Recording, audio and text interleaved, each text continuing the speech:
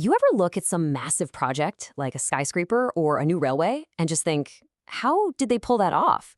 And then you hear about another huge project that just completely crashed and burned, right? Wasting millions. Well, the difference between soaring success and total failure, a lot of the time it comes down to one thing: managing risk. So let's get into it. I mean, that really is the million-dollar question, isn't it? Why do some of these huge, ambitious ideas make it while others just collapse? And here's the thing, it's not about getting lucky. It's about mastering uncertainty. It's about having a real system in place to peek into the future, spot those potential disasters, and have a game plan ready before they even have a chance to strike. Okay, so what are we even talking about when we say project risk? Well, here's the official definition. It's any uncertain event or condition that could have an effect on your project.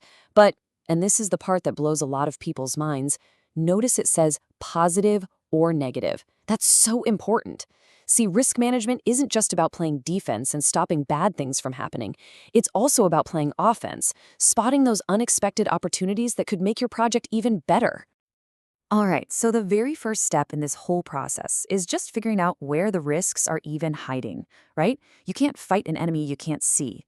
So what teams do is break a project into different phases because each part of the journey has its own unique set of dangers lurking around the corner. First up, you've got the building phase, or the construction phase. For a lot of projects, this is crunch time. This is where everything is the most fragile. It's the moment when all those perfect plans on paper finally have to meet the messy, unpredictable real world. And, for anyone footing the bill, this is usually when the nail-biting really starts. And the kinds of risks you'll find here, well, they're pretty much what you'd imagine. A project that's not done on time, or one that's way over budget. Maybe you run into technical problems, or you can't find enough skilled labor. And these aren't just little headaches. See, when a project gets delayed, that means the loan repayments get delayed too. And all that time, the interest and the debt, it just keeps piling up and up. It can turn into a really dangerous spiral fast. But okay, let's say you do it. You navigate the construction phase, the building's up, the railway's finished. Whew, time to relax, right? Nope, not even close. You're not out of the woods yet, because now you're facing a completely new set of long-term dangers, the operational risks. And believe me, these operational risks can be absolutely brutal. For instance, you could build the most incredible high-tech railway in the world, but if not enough people buy tickets to ride it, that's a huge resource risk. Or you might have a state-of-the-art factory, but if your staff isn't trained properly and costs start to balloon, that's operating risk. And maybe the scariest of all, you might make something fantastic, but there's just no one who wants to buy it. A classic and devastating market risk. So, on top of the risks that are tied to specific phases like building or operating, there's this third bucket. We call them universal risks. And you can think of these as the total wildcards. They can pop up and hit your project at any time, from day one of planning all the way to the final day of operation. And this list, wow, it really gives you a sense of just how much project managers have to worry about. You've got currency risk, where a sudden shift in exchange rates completely blows up your budget. There's political risk. What if the country where you're building becomes unstable? Then there's regulatory risk, where a key license gets denied or delayed for months. And of course, you have what's called force majeure, basically acts of God. Things like floods, fires, stuff that is totally, completely out of your control. Okay, so at this point, you've probably brainstormed a terrifyingly long list of potential disasters. So now what? I mean, you can't fix everything all at once, right?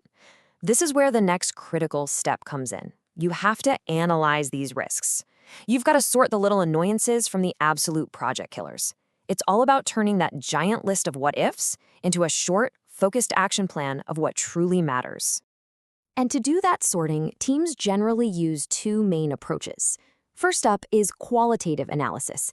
You can think of this as a big sorting and labeling exercise. You look at every single risk and you ask two simple questions. One, how likely is this to actually happen? And two, if it does happen, how bad is it going to be? Based on that, you can sort them into categories like high, moderate, or low. Then, for the really big, scary ones, you might move on to the second method, quantitative analysis. This is where you break out the software and the statistics to put a real hard number on the potential damage. Honestly, that first step, the qualitative analysis, it's often the most important part of the whole process. This is really where the magic happens. It's how you transform that long, chaotic list of fears into a short, manageable plan of attack. Suddenly, you're not trying to boil the ocean anymore. You know exactly where you need to focus your time, your money, and your energy. And look, to make those calls, teams don't just guess. They use tools that look a lot like this table. A risk matrix like this one lets them assign a specific number, a score, to how bad a risk's impact could be. So, for example, something that could cause a large slip in the schedule gets a high score, maybe a 0.9. It's a really smart, simple way to bring some objective logic to what could otherwise be a really messy conversation. All right, we've found the risks, we've sorted them by importance. Now it's time for the main event. What do we actually do about them?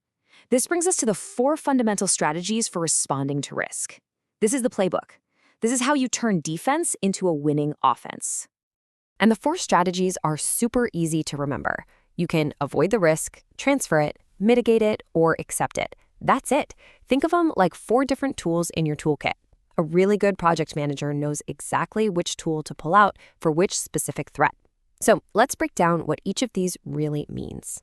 First up, avoidance. This is your most aggressive move. If a certain part of your project is just way too risky, you actually change the plan to get rid of that threat completely. Maybe that means changing the scope of the project, throwing more resources at the problem, or using a different, more reliable technology. The point is, you're not just bracing for impact, you're taking that risk completely off the playing field. Your second option is transference. This is all about shifting the risk, and usually the financial consequences, onto someone else who's in a better position to handle it.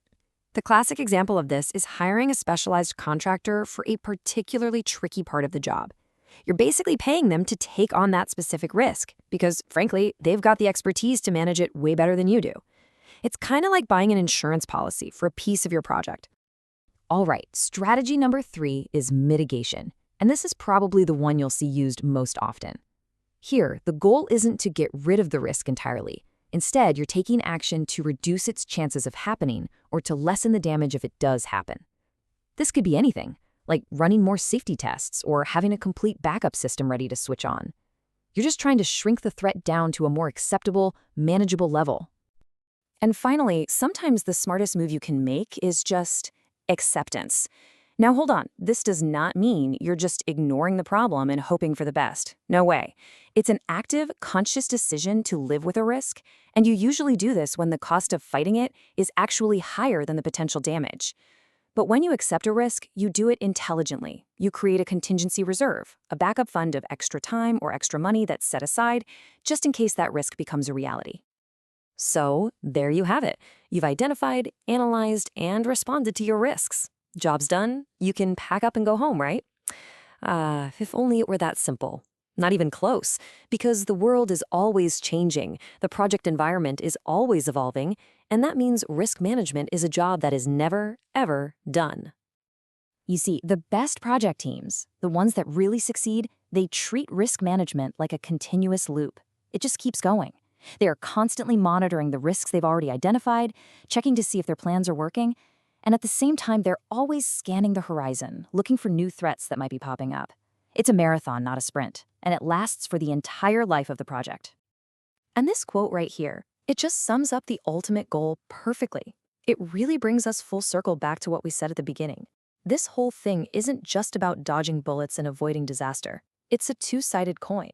On one side, you're trying to minimize the probability and the fallout from bad stuff. But on the other, equally important side, you're trying to maximize the probability and impact of good stuff, of those positive opportunities. It's all about steering the project toward the absolute best outcome possible.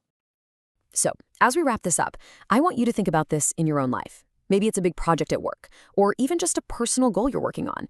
What's the biggest risk? What's that one single uncertain thing that could completely throw you off track?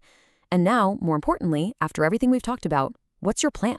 Are you going to avoid it, transfer it, mitigate it, or accept it?